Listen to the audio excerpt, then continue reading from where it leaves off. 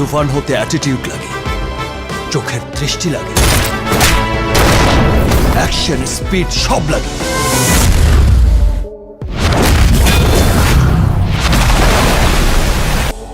গেল ঈদে মুক্তি পেয়েছে ঢালিউড সুপারস্টার শাকিব খানের তুফান সিনেমা। ছবি মুক্তির আগেই প্রকাশ্য আসে তুফানের একটি পোস্টার। সেখানে এলোমেলো চুলে সিগারেট হাতে দেখা যায় শাকিব খানকে। ভক্ত মহলে নায়কের এমন লুকে বেশ প্রশংসিত হয় শাকিব খান।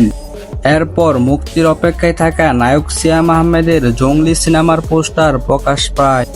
সেখানে এই নায়ককেও সিগারেট হাতে দেখা যায়। পরপর দুটি সিনেমার পোস্টারে শাকিব ও সিয়ামের এমন ধূমপান উদ্দেশ্য প্রণোদিত বলে মনে করেছে ধূমপান বিরোধী একটি সংস্থা। তারা মনে করছে এসব তামাক কোম্পানির পৃষ্ঠপোষকতায় করা হচ্ছে।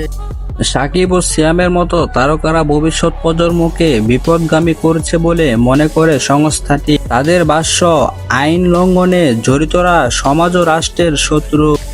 যারা আমাদের ভবিষ্যৎ প্রজন্মকে বিপদগামী করেছে তাদের বর্জন করুন। একই সঙ্গে আইন লঙ্ঘন করে নির্মিত এসব সিনেমা নিষিদ্ধ এবং আইন ভঙ্গকারীদের বিরুদ্ধে শাস্তিমূলক ব্যবস্থা গ্রহণের দাবি তুলুন। ধূমপান বিরোধী সংস্থাটি আরও জানান, আমরা খুব শিগগিরই আইনের ব্যবস্থা নিব।